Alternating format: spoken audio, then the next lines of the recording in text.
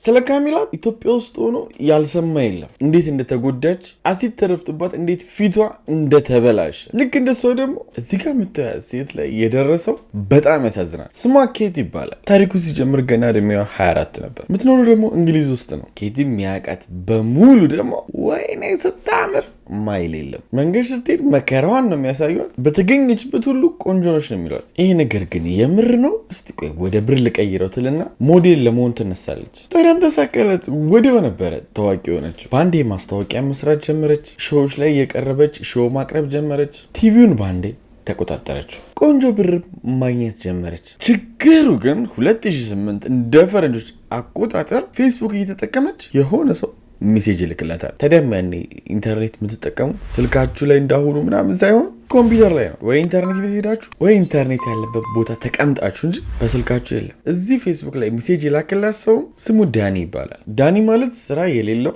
ድብድብ ፋይት የሚወድ ጥሩ የሚባል ሰው አይደለም ባጭሩ። ስለዚህ ነገር ማታውቀው ኬት ከሱ ጋር መጻጻፍና ማውራት ጀመረች። ጭራሽ ሁሉ ይሄ ወሬ ከፍ ከፍ ይልና እንገናኝ ወደሚለው ይመጣል። በአካል ሲገናኙ ታዲያ ሂድከስ አታ ስታስጠላ አላለችውም። ተመቻት። ጥሩ ጊዜም ማሳለፍ ጀመሩ። ድጋሚ መገናኘት ጀመሩ። ይሄኔም ዳኒ አፈቅርሻለሁ ይላታል። እውነቱን ለመናገር አንድን ሰውን ለማፍቀር በጣም ብዙ ጊዜ ይወስዳል። ግን በድፍረት አፈቅርሻለሁ አላት። ኬቲ ይህን ስትሰማ አላፈቅርህም አላለችውም፣ አፈቅርሃለሁም አላለችውም። ተስፋ ነገር ነው የሰጠችው። እሱ ደግሞ እዚህ ጋር በቃ ይሳካልኛል በሚለው በጣም መጫን ጀመረ። በየቀኑ ካልተገናኘንም ብሎ ማስጨነቅ ጀመረ። ኬቲን የሚያውቋት ሰዎች ግን በአካባቢው ያሉ ሰዎች ይህ ሰውዬ ግን የምር ይሆንሻል ዘምሮ ከሱ ጋር ይሆንሽ እያሉ ይጠይቋታል። ኬቲ ግን ማንንም አሰበው። ከዳኒ ጋር ግንኙነታቸውን ጀመሩ። ዳኒ ደግሞ በዚህ በኩል በቃ የእሱ እንደሆነች ሲያረጋግጥ የበለጠ አግሬሲቭ መሆንና እሷን የበለጠ መቆጣጠር ይፈልጋል። ለምን ቀረሽ ምክንያት ካቀረበች ምክንያቷን መስማት አይፈልግም። ጓደኞች ካለች ጓደኛ አያስፈልግሽም ነው የሚለው። ይህ ሁሉ ነገር ሲፈጠር በነገራችን ላይ 2 ሳምንቱ ነው። በ2 ሳምንት ነው እንዲያርጊ እንዲያታርጊ በዚህ ውጭ በዚህ ግቢ እያለ የሚያስጨንቃት። እንደተለመደውም ታዲያ የሆነ ቀን ተገናኝተው ወደ ሩም ይገባሉ። ዳኒ የፈለገው ነገር አለ። እሷ ደግሞ እሱ የፈለገውን ነገር ማድረግ አልፈለገችም። ይህን ነገር ከዚህ በፊት አድርገው ያውቃሉ፣ ግን በቃ የዛን ቀን ያልፈለገችው። ዳኒ ግን ሀሳቧን ሊቀበላት በጭራሽ አልቻለም። ጭራሽ ሁሉ መናደድ ይጀምራል። ጨምሮ ሁሉ እየማገጥሽብኝ ነው ብሎ ሁሉ ማሰብ ይጀምራል። ከኔ ጋር ምንም ነገር ማድረግ ካልፈልግሽ የሆነ ሰው አለ እኔንማ ልተይኝ አቺም ሁሉ ማለት ጀመረ። ጨምሮ ሌላ ደግሞ ማስፈራራት ጀመረ። እገልሻለሁ፣ እኔን አንቺ ማን ስለሆንሽ ነው ችላ የምትይኝ?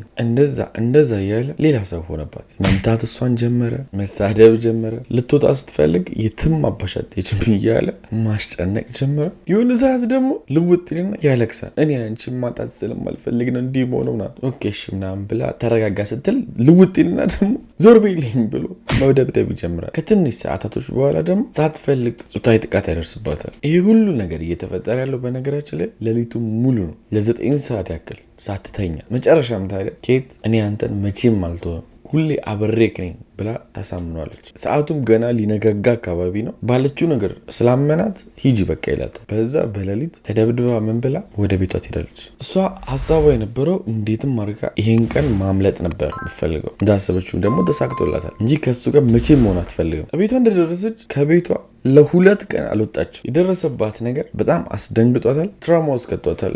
ምክንያቱም የሆነ የኔ የምትሉት ሰው ሌሊቱን ሙሉ ቶርች ሲያረጋችሁ፣ እኔ ቶርች ነው የምለው ይሄን ቶርች ሲያረጋችሁ ማደር ትልቅ ትራውማ ነው። በዛ ላይ ደግሞ ለፖሊሶች እንዳትናገር ፈርታለች ይገለኛል ብላ። ቴክስትና መደወሉ ግን አላቆምም። 2 ቀን ሙሉ ዳኒ ይደውልላታል፣ ቴክስት ይልክላታል፣ ይደውልላታል፣ ቴክስት ይልክላታል። እሷ አትመልስም። ሌላው ተጨማሪው ነገር ደግሞ እዚህ ጋር ጉዳት ማንንም እያወራች አይደለም። ምርር ሲላት ኬቲ አይ በቃ እኔ እናንተ ማቆም አለብን አብረን መሆን አንችልም ስትለው እኔ እኮ ያን ቀን እንደዛ የሆንኩት በእኔ ምክንያት ወይም የኔ ጸባይ ሆኖ አይደለም። ስፖርት እሰራለሁ ታውቂያለሽ፣ እና ደግሞ ለመወፈር ስትሮይድ እወጋለሁ። ያ ደግሞ ጭንቅላት ላይ ተጽዕኖ ይፈጥራል። ለዛ ነው እንደዛ የሆንኩት እንጂ ፈልጌው አይደለም ማለት። ስትሮይድ እንደዛ ነገር ይፈጥራል። ሜቢ እንደዛ የሚባል ነገር አለ፣ እርግጠኛ ግን አይደለሁም። እሱም ትንሽ ስለ ስትሮይድ የሚያውቃት ነገር ስላለች እሱን ተማምኖ ነው እኔ ሳይሆን ስትሮይድ ነው ጸባይን የቀየረው ያላት። እሷ ግን በጨረሻ ላገኝ አልፈልግም አለችው። በመጨረሻም እሱ እሺ አንድ ነገር ብቻ ለምንሽ እሱን አድርጊልኝ አላት። ምንድነው ስትለው እንዳልኳችሁ በዚህ ዘመን ኢንተርኔት ከፈለጋችሁ ስልካችሁ ለመጠቀም አትችሉም። ኢንተርኔት ካፌ ሂጂና ኢሜይል ልኬልሻለሁ እሱን አንቢው ሌላ ምንም አልፈልግም ይላል። እሷ ግን አላንብም አለች። እምቢ አለች። ደጋግሞ ጠይቃት አላደርገውም አለች። በመጨረሻ ግን እሺ ሁለተኛ አይንሽን አላይም አጠገብሽ አልደርስም ግን ለአንዴና ለመጨረሻ የላኩልሽን ኢሜል ሄደሽ እዩ ብሎ ይነግራታል። ኬቲም በዚህ እሺ ብላ ተስማማች። በቃ ከህይወት የሚወጣ ከሆነ ይሄንን የላከልኝን ኢሜል አየዋለሁ ብላ ከቤቷም ወጣ ወደዚህ ኢንተርኔት ቤት ካፌ ስትሄድ ከሱ ጋር እያወራች ነበር። ይኸው ወደዚህ ኢንተርኔት ቤት እየሄድኩ ነው ብላ ምኑ ጋር ነች ሲላት ይኸው እንደዚህ አይነት ቦታ ትለዋለች። እሱም ብቻ አይደለም የለበሰችውንም ይጠይቃታል። የለበሰችውንም ትነግረዋለች። ይህን ሁሉ ነገር የሚጠይቃት ዳኒ ለእሷ ወጥመድ አዘጋጅቶ ስለነበረ ነው። ኢንተርኔት ቤት ሂጂና ኢሜይልን ኢሊኝ ሲል የነበረው ውሸት ነው። አንድ ሌባና ዱርዬ አዘጋጅቷል። እሷ ላይ ጥቃት የሚያደርስ ከእሷ መረጃ እየወሰደ ለእሱ ይነግረዋል። እሱም በተጠንቀቅ እሷን ይጠብቃታል። ይህም ዱርዬ የተቀጠረው ኬቲን ሊያጠቃት የተዘጋጀው ስቴፈን ይባላል። ሊያጠቃት ያሰበውም አሲድ በመድፋት ነው ፊቷ ላይ። ስቴፈን ከሩቅ አይቶ እሷ መሆኗን ካረጋገጠ በኋላ ሄዶ የያዘውን አሲድ ደፋባት። የሚገርመው ነገር እሱ ይህን ነገር ሲያደርግባት በስልክ ከዳኒ ጋር እያወራች ነበር እና እሷ ታማ ስትጮ እሱ እዚህ ጋር እየተደሰተ ነው። ሮጣ የሚገባቸው ወደ ካፌ ነበር። ካፌ ውስጥ ያሉ ሰዎች እሷን ጩኸት አይተው አምቡላንስ ይጠሩላታል። ከአምቡላንሱ ጎን ለጎን ደግሞ ፖሊስም ይመጣል። ከዛ ወዲያው ነገሩን ማጣራት ይጀምራሉ። ግን በቦታው ካሜራ ስለነበረ የጥበቃ ካሜራ፣ በዛ ካሜራ ወዲያውኑ ስቴፈንን ወይም ደግሞ አሲድ የደፋበት ቀጨም አደረጉት። የተቀረጸው ካሜራ ይህን ይመስላል። እዚህ ጋር በአጭሩ ሳሳያችሁ የትክክለኛው ያው ኳሊቲው የቀነሰው በ2008 የነበረ ካሜራ ነው። ለዛ ነው ጥራት የለውም። ግን ስቴፈን ይኸው እዚህ ጋር የምታዩት ነው የሚደፋባት። ኬቲ ደግሞ እቺ ነች። ፖሊሶች ወዲያው ስቴፈንን ቀጨም ሲያደርጉት ወዲያው ነበር ያወቁት እሱ እንደሆነ። ምክንያቱም እሷ ላይ አሲዱን ሲደፋው እሱ እጅ ላይም ተንጠባጥቧልና እጁ ተጎድቷል። የስቴፈንም ትክክለኛ ፎቶ ይህን ይመስላል። ፖሊሶች ወዲያው አስገብተው ጥያቄ በጥያቄ ሲያፋጥጡት ወዲያው እሱም ይህን ነገር ማን እንዳዘዘው ተናገረ። ፖሊስም ታዲያ የዚህን ሀሳብ ጠንሳሽ ሆኖ ዳኒን ሄደው ቀጨም አደረጉ። የዳኒን ትክክለኛ ፎቶ ይህን ይመስላል። ወደ ኬቲ ስንመለስ ኬቲ ሆስፒታል ገብታ ስቃያን እያየች ነው። በጣም ብዙ ሰርጀሪ ተሰራች። ከሱም በላይ ደግሞ ሲደፋባት ውጣው ሁሉ ነበርና አሲዱ ሆዷን ሁሉ ነክቷት ነበረ። ለሷ በጣም ስቃይ ነበረ። ትንሽ ደግሞ ተሽሏት ስታገግም ግራ አይኗ ጠፍቷል። ይሄ ሽፋሽፍቷ ምናምን ቅንድቧ ምናምን የለም፣ አፍንጫዋም የለም። ይሄ እዚህ ጋር የምትያት አሲዱ ሳይደፋባት በፊት ነው ምን ያክል ቆንጆ እንደሆነች ያት። ከተደፋባት በኋላ ወደዚህ ነው የተቀየረችው። ወደነ ዳኒና ወደነ ስቴፈን ስንመለስ ይሄ ታሪክ ለንደን ውስጥ የተፈጠረ ታሪክ ነው።